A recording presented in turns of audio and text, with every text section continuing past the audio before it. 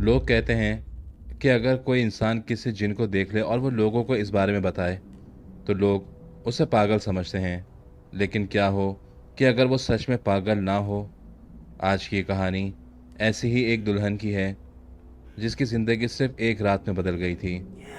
पहले बाथरूम का दरवाज़ा हिलते हुए देखा, और फिर जलती बुझती हुई लाइटें, और धीरे धीरे उसकी आंखों के सामने से एक ऐसी दुनिया का पर्दा उठा जिसे आम इंसान कभी नहीं देख सकता। आखिर इरम के साथ ऐसा क्या हुआ कि जिसकी वजह से लोग उसे ज़हनी मरीज कहने लगे, या फिर उसकी आंखों ने वो देख लिया जिसे देखना इंसान के बस की बात नहीं। इस राज को जानने के लिए कहानी को आखिर तक ज़रूर सुनिएगा, क्योंकि इसका अंजाम शायद आपकी सोच हमेशा के लिए बदल दे। अस्सलाम वालेकुम दोस्तों, मेरा नाम है अहमद अली और आप देख रहे हैं खूनी संडे। उम्मीद करता हूँ आप सब जहाँ होंगे खैरियत से होंगे। अल्लाह पाक आप सबको हमेशा अपने ज़मान में रखे, हर बुरी बला, हर बुरी नज़र और हर बुरी आफत से हमेशा महफूज रखे। आमीन। चैनल पर आने वाले तमाम नए सारिफिन से रिक्वेस्ट करूँगा कि वो हमारी वीडियो को लाइक और चैनल को सब्सक्राइब ज़रूर कीजिएगा। मौजू का आगाज़ करने से पहले आप सबसे रिक्वेस्ट करूँगा कि एक बार आयतल कुर्सी ज़रूर पढ़िएगा। ये कहानी इमरान और एरम की है, जिनकी शादी को अभी 2 ही हफ्ते हुए थे। दोनों की अरेंज मैरिज हुई थी, लेकिन चंद ही दिनों में उनके दरमियान मोहब्बत पैदा हो गई। इमरान एक सॉफ्टवेयर कंपनी में जॉब करता था और इरम सीधी सादी एक घरेलू लड़की थी। शादी के बाद उन लोगों ने कराची के एक इलाके में एक पुराना घर लिया। बज़ाहिर वो घर दिखने में ऐसा था कि जैसे कई अरसे से बंद हो। मकान मालिक ने सिर्फ इतना कहा, घर पुराना है इसलिए आपको ये बेरौनक लग रहा है। इमरान ने उसकी बात सुनी और मुस्कुराते हुए कहा, जी ऐसा ही लगता है। लेकिन उस वक्त उन्हें इस बात का ज़रा भी अंदाज़ा नहीं था कि वो जो ये घर लेने जा रहे हैं वो घर उनकी ज़िंदगी हमेशा के लिए बदल देगा। शुरू के 10 दिन ज़िंदगी किसी खूबसूरत ख्वाब की तरह गुजर रही थी। दोनों मिलकर घर सजाते, शाम को बाहर खाना खाने जाते और रात को देर तक बातें करते थे। और फिर उनकी ज़िंदगी में एक रात ऐसी आई जिसने इरम की पूरी ज़िंदगी हमेशा के लिए बदल दी। उस दिन दोनों इमरान के एक दोस्त के घर दावत से वापस आ रहे थे। थकावट की वजह से उन्होंने कपड़े बदले और जल्दी सो गए।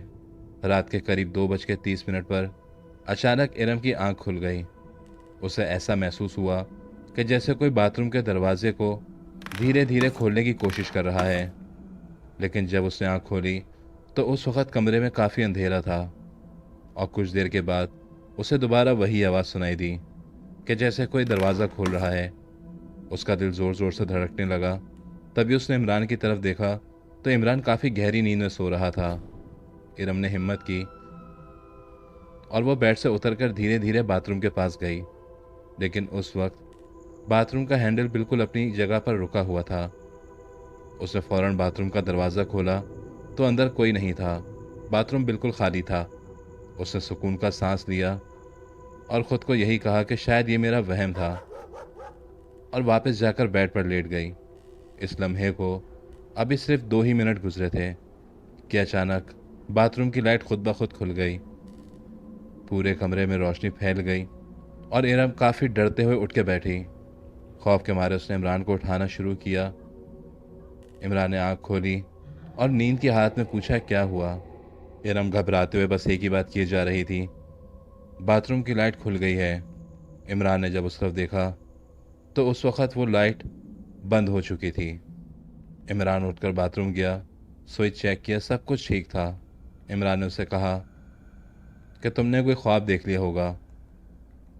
इरम ने डरते हुए कहा, नहीं वो कोई ख्वाब नहीं था, मैंने अपनी आंखों से वॉशरूम की लाइट खुद ब खुद खुलते हुए देखी है।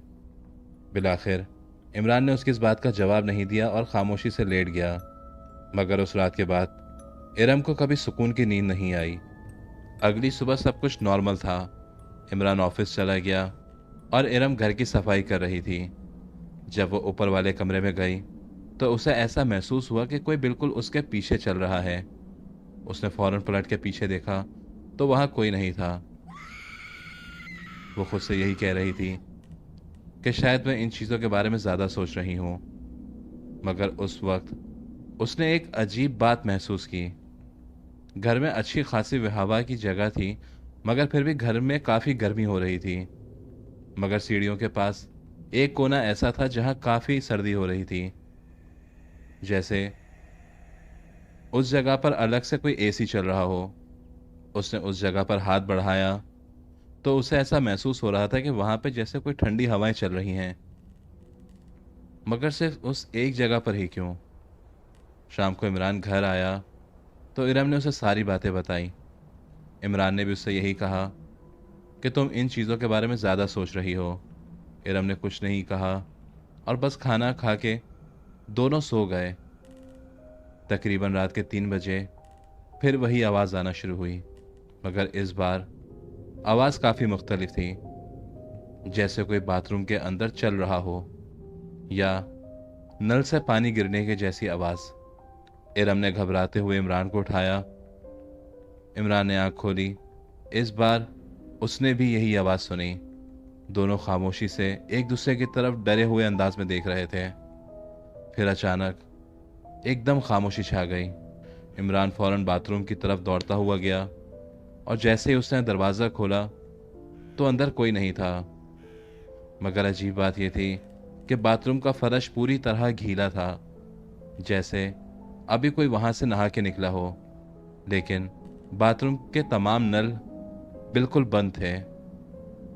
बाथरूम की बाल्टी भी खाली थी और सबसे अजीब बात, बाथरूम में लगे हुए आईने पर एक लफ्ज लिखा हुआ था, मत देखो। ये देखकर इमरान काफी बुरे तरीके से घबरा गया।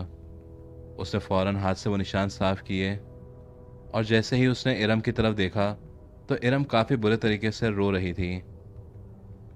उसने रोते हुए कहा कि मैंने आपको पहले ही कहा था कि इस घर में कोई और भी है। इमरान ने उसे तसल्ली दी कि कल इलेक्ट्रिशियन को बुलाता हूँ और एक बार इस घर को चेक करवाते हैं। अगली सुबह इलेक्ट्रिशियन आया। उसने तमाम वायरिंग चेक की, सब कुछ नॉर्मल था। प्लम्बर को बुलाया, तमाम पाइप बिल्कुल ठीक थे। घर में ऐसा कोई मसला नहीं था। और फिर 2 दिन तक सब कुछ नॉर्मल रहा। और तीसरी रात इरम की आंख फिर खुल गई। इस बार बाथरूम का दरवाज़ा खुला हुआ था। अंदर अंधेरा काफ़ी था, मगर उस अंधेरे में उसे एक काला साया नजर आ रहा था। एक लंबा साया जो दरवाजे के पीछे खड़ा हुआ था। उसका चेहरा नजर नहीं आ रहा था, लेकिन उसकी आंखें बिल्कुल सफ़ेद जाहिर हो रही थीं। इरम ने चीखने की काफ़ी कोशिश की, मगर वो चीख नहीं पा रही थी। तभी उसने आंखों को अपने बंद कर लिया और जब दोबारा खोला तो बाथरूम बिल्कुल खाली था। सुबह होते ही इरम ने सब कुछ इमरान को बताया। इमरान को लगा कि शायद इसकी तबीयत ठीक नहीं है। वो उसे डॉक्टर के पास लेकर गया और डॉक्टर ने उसे एंजाइटी और स्ट्रेस का बताया। दवाएं दी गईं और उसने वो दवाइयां 1 हफ्ते तक खाईं। मगर अब चीज़ें और भी ज़्यादा बिगड़ने लगी थीं। अब सिर्फ उसे आवाज़ें सुनाई नहीं देती थीं, उसे लोग भी नजर आने लगे थे। कभी किचन के कोने में एक बूढ़ी औरत, तो कभी सीढ़ियों के पास एक बच्चा, कभी बैल्कनी में सफ़ेद कपड़ों में कोई आदमी खड़ा हुआ होता था। और जब भी इरम इमरान को बुलाती तो सब कुछ गायब हो जाता था। इमरान अब दिन ब दिन परेशान होते जा रहा था। उसे लगने लगा कि शायद इरम अब जहनी मरीज बनती जा रही है। उसने 3 से 4 नए डॉक्टरों को दिखाया। हर डॉक्टर एक ही बात करता था कि ये सिर्फ इनका वहम है और वहम का कोई इलाज नहीं है। लेकिन इरम के लिए वो सब कुछ हकीकत था। एक रात वो किचन में पानी पीने के लिए गई और जब वो वापस मुड़ी तो उसने देखा कि डाइनिंग टेबल पर 5 लोग खामोशी से बैठे हुए हैं और उसकी तरफ देख रहे हैं। सबके चेहरे काले स्याह थे और सबकी आंखें पूरी तरह सफ़ेद थीं। तभी उनमें से एक आदमी ने धीरे से कहा, अब तुम हमें देख सकती हो। खौफ के मारे इरम काफ़ी ज़ोर से चिल्लाई। इमरान दौड़ता हुआ नीचे आया, मगर जब उसने डाइनिंग टेबल की तरफ देखा तो वहाँ कोई नहीं था। सिर्फ एक कुर्सी जो आहिस्ता आहिस्ता हिल रही थी। इरम डाइनिंग टेबल के पास खड़ी हुई रो रही थी। उसका जिस्म काफ़ी बुरे तरीके से कांप रहा था और उसकी सांसें काफ़ी तेज़ चल रही थीं। उसने लरसती हुई आवाज़ में कहा, इमरान वो यहाँ थे, वो 5 लोग थे, वो मुझे देख रहे थे। इमरान ने पूरा कमरा चेक किया मगर वहाँ कोई नहीं था। सिर्फ एक कुर्सी जो धीरे धीरे हिल रही थी, जैसे अभी कोई इस पर से उठा हो। इमरान ने कुर्सी को पकड़ा और कुर्सी को रोक दिया। फिर इरम से कहा कि कमरे में जाके लेट जाओ, तुम्हें आराम की ज़रूरत है। लेकिन उस रात दोनों को नींद नहीं आ रही थी। सुबह होते ही इमरान ने फैसला किया कि इरम को किसी दूसरे डॉक्टर के पास लेके जाएगा। डॉक्टर ने कई घंटों तक इरम से बात की। हर टेस्ट नॉर्मल था। डॉक्टर ने इमरान को अलग बुलाकर कहा, वो काफ़ी बुरे तरीके से किसी वहम में उलझी हुई है। हो सकता है कि अब किसी भी वक्त इसको दिमागी दौरे पड़ना शुरू हो जाएं। मैं तुम्हें कुछ दवाइयाँ लिख कर दे रहा हूँ।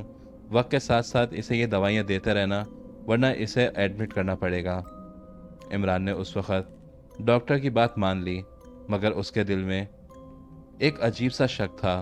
वो यही सोच रहा था कि अगर ये वहम है तो उस वक्त डाइनिंग रूम की टेबल खुद ब खुद कैसे हिल रही थी। उस रात इमरान ने जानबूझकर सोने की एक्टिंग करी। इरम उसके पास लेटी हुई थी। रात के करीब 3 बजे सीढ़ियों पर किसी के हल्के कदमों से चलने की आवाज़ आ रही थी। इमरान ने अपनी आंखें बंद रखी। आवाज़ धीरे धीरे बाथरूम के दरवाजे तक आ गई और फिर जैसे किसी मखलूक ने 3 बार दरवाज़ा खटखटाया हो। इमरान फौरन उठा और दरवाज़ा खोलने के लिए भागा, मगर बाहर कोई नहीं था। सीढ़ियाँ खाली थीं और नीचे लॉन्च जो बिल्कुल अंधेरे में डूबा हुआ था।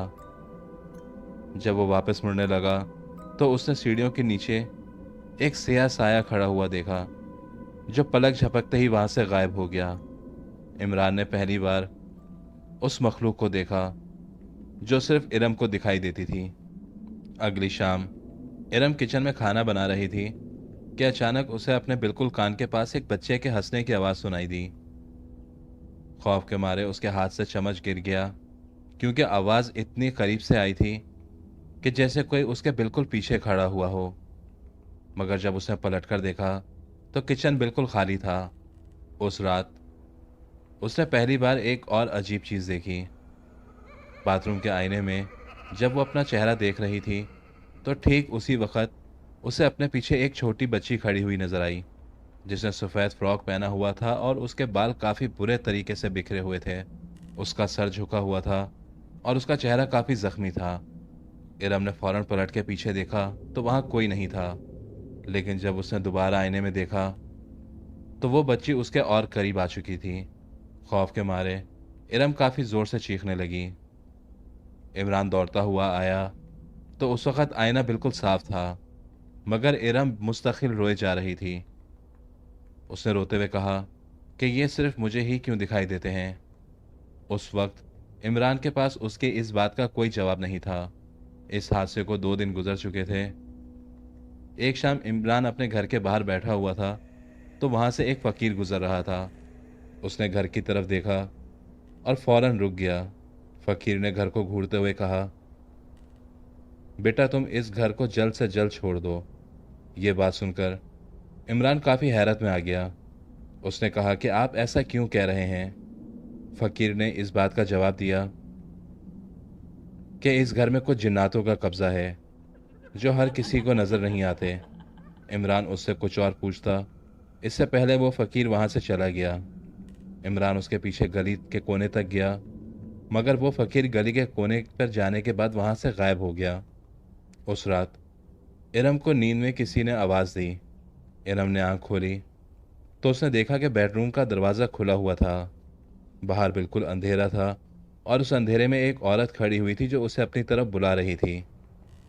जैसे ही इरम बेड से उतरी, ठीक उसी वक्त इमरान की आंख खुल गई। उसने उससे पूछा, कहाँ जा रही हो। ठीक उसी वक्त इरम जैसे होश में आ गई हो। उसने दरवाजे की तरफ देखा तो वहाँ कोई नहीं था। इरम ने इमरान की इस बात का कोई जवाब नहीं दिया और खामोशी से लेट गई। दिन गुजरते गए।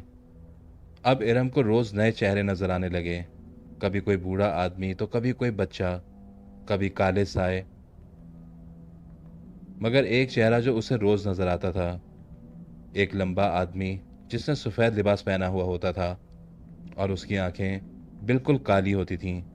वो कभी कुछ बोलता नहीं था, बस दूर खड़ा होकर इरम को देखता रहता था। एक दिन इरम ने हिम्मत करके उससे पूछा कि तुम कौन हो। उसने मुस्कुराते हुए कहा, अब तुम हमारी दुनिया देख सकती हो।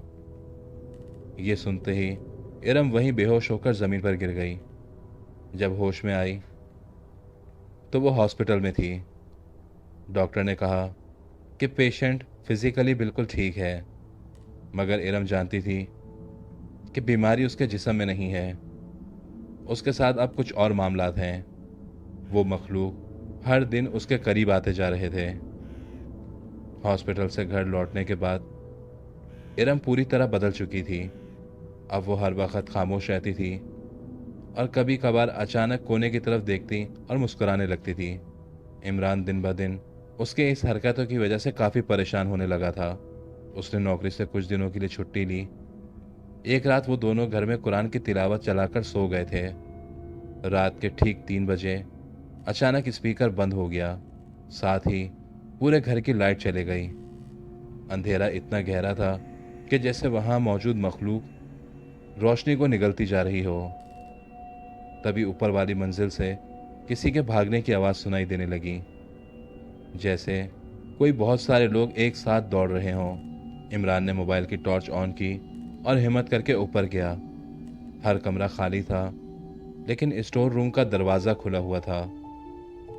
जब वो वहां अंदर गया तो दरवाजे पे कुछ काले नक्श बने हुए थे और उन नक्श के दरमियान एक जुमला लिखा हुआ था, वो देख सकती है।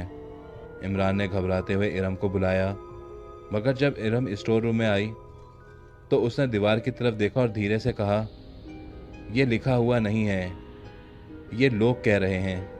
इमरान ने दीवार देखी तो उसे सिर्फ नक्श नजर आ रहे थे।